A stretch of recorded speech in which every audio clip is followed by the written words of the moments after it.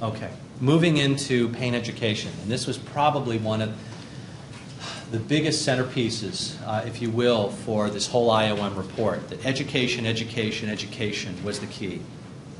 Our main finding is, it is, as I just said, the central part of the necessary cultural transformation of the approach to pain.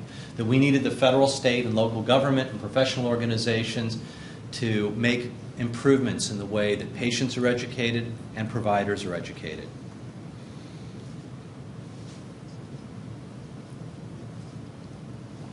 But there are, however, and unfortunately, some broad challenges in doing this. There's a lot of confusion and misunderstanding about the causes and effects of pain, the different types of treatments that are available, and this idea of considering pain as a biopsychosocial model, which to many people is simply a foreign concept. And again, as I've already alluded, we need to start with the people experiencing pain, the general public, and then move on up to health professionals. We got to get people understanding how to better self-manage their pain and how to ultimately prevent it, and then integrate in and advise the family members and the loved ones who are within that social network in living with the person who has pain.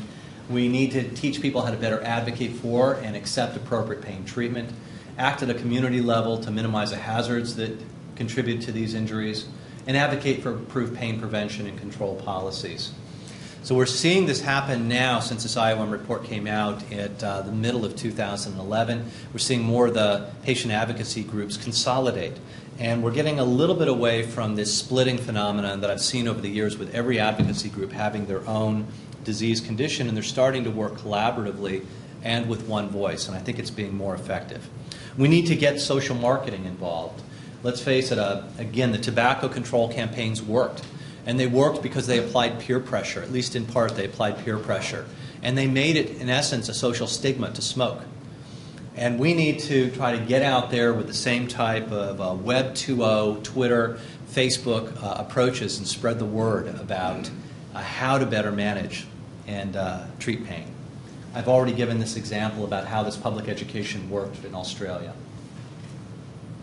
We've got significant problems with educating physicians. The average numbers of hours that physicians get in U.S. medical schools is about 9. We do better than that at Stanford, but we still have a long way to go. And as I mentioned, it turns out actually I did do the math in this slide. So I've already repeated this slide, about 3,000 to 4,000 MDs with pain medicine specialty training. That's about 30,000 persons if you divide that into the 100 million. And by the way, that doesn't include all those other populations that I mentioned, the kids, those in assisted living conditions. And so the bottom line is that we need more people who have specialty training in pain. And this group here also represents it. We're not talking about just physicians with specialty training. We're talking about nursing with specialty training. We're talking about psychologists, physical therapists, podiatrists, pharmacologists. And I'm not even going to try to name every group because I'll leave somebody out. But it's everybody who touches, everybody who's involved with the person who's living with pain. So our recommendations that came out of this, out of Chapter 4.1, is expand and redesign the educational programs to transform the understanding of pain. Again, we need to bring all these organizations together to do this effectively. And that we needed to get endorsement by the pain health professional organizations, increase the awareness of pain within these organizations. We needed to be able to develop improved materials to be able to hand out, and then also be strategic and targeted in how we go after the public, the patients, and the providers. We need to improve the curriculum and the education for healthcare. As I mentioned, we're only getting a few hours of pain within the medical schools. I don't know how much pain physiology. How many of you got like talks on pain physiology, pain mechanisms, pain care, pain treatment in your training? You get many. I got a few hands here that went up. Okay. I think that you could probably see where there's room for improvement in the psychology training as well as in all these other areas that I'm talking about. We need to increase the number of health professionals with advanced expertise in pain care. I've already alluded to this: medical, dental, nursing, mental health, physical therapy, pharmacy, and others. Anybody who touches, anybody who cares for that person in pain. Let's talk about the journey briefly from the patient's perspective. I have been in pain ever since I sustained a brain injury in a car accident. Along my journey, I have been looked at like I was many things that I am not, made to feel ashamed, unwanted, a liar, and more frequently, a drug seeker. I thank God that I found a doctor that believes me, urine tests me, and monitors my condition that most certainly will never get better.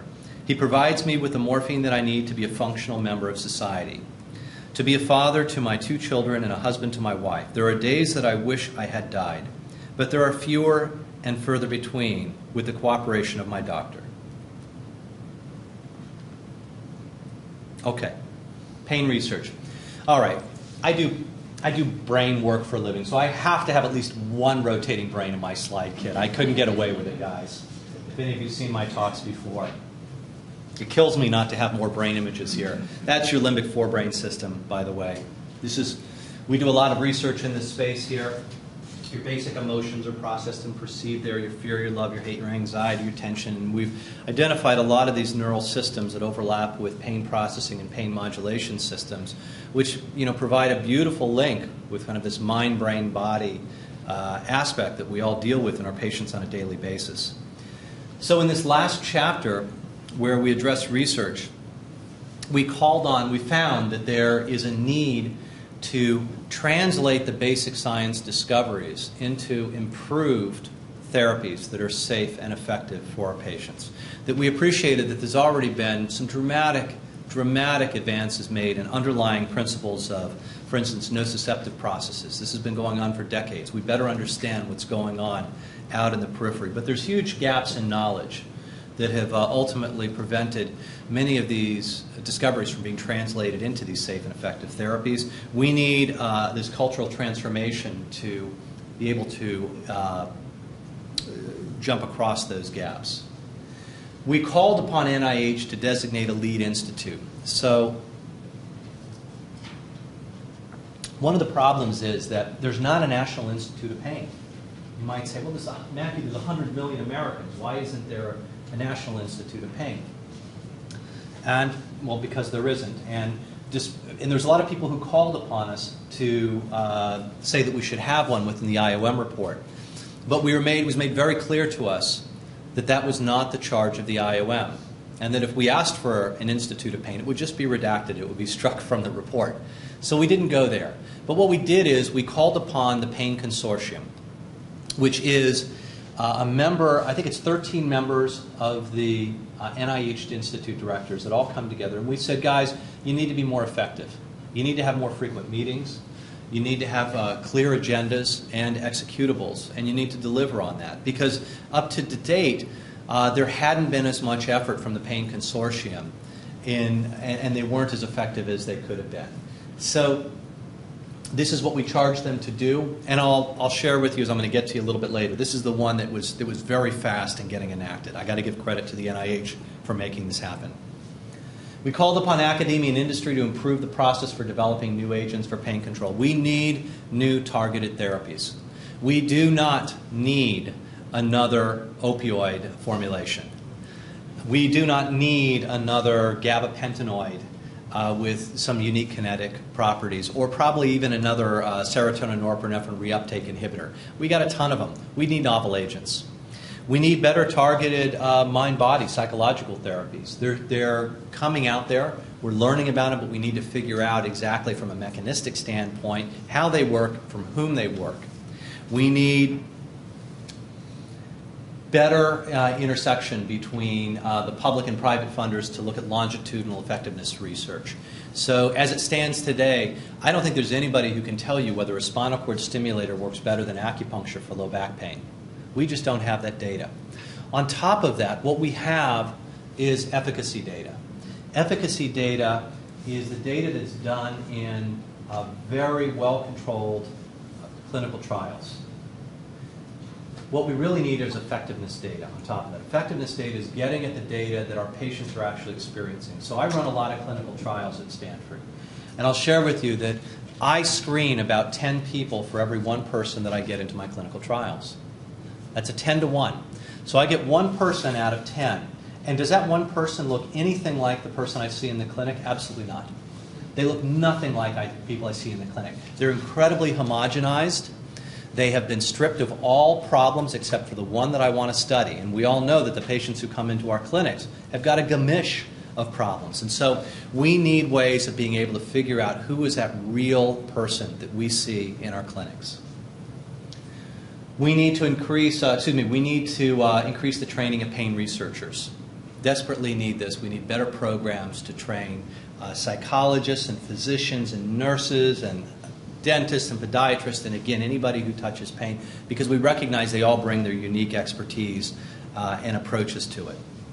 So that was the findings and the recommendation. At the very end of our committee meetings, we realized, well, this is all well and good, but if we just put this into a book, it's just going to sit on a shelf and gather dust. And that's the one thing none of us wanted, because we put in an unbelievable number of hours on this. So we put together a blueprint, a set of action items on when we wanted this to be completed. And so we called for the short-term stuff to be completed by the end of 2012. And I'll share with you that this didn't get completed. We put a very fast timeline on it, except for this one.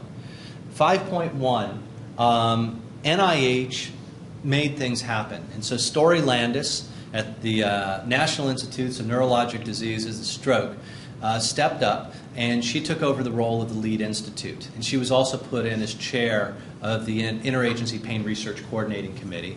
And she's been bringing all the other institutes. And I'll share with you, there was a lot of enthusiasm from the other institutes. Nora Volkow at NIDA, Josie Briggs at National Center for Complementary Alternative Medicine, and the list goes on and on. There's a number of the institute directors that all just really stepped up and said, let's move this forward.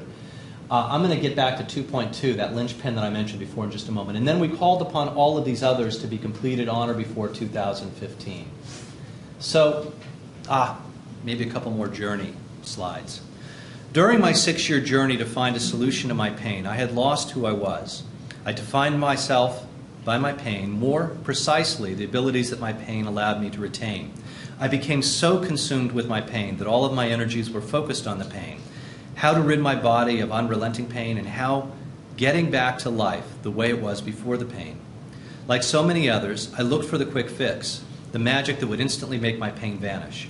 It made no sense to me that with all of the modern miracles in medicine, there were no ways to relieve my pain. And then I think this is the last of these. When I did not realize then how complex chronic pain is, I did not know how many areas of my life and my family's lives the pain invaded. It was not until I entered a multidisciplinary pain management program that I was able to make the transformation from patient to person. They provided me with all the components of pain management that I needed to regain control of my life, in spite of the pain. For 32 years, I have lived a full life with pain because I was lucky enough to go through a pain program and receive the necessary tools and support I needed.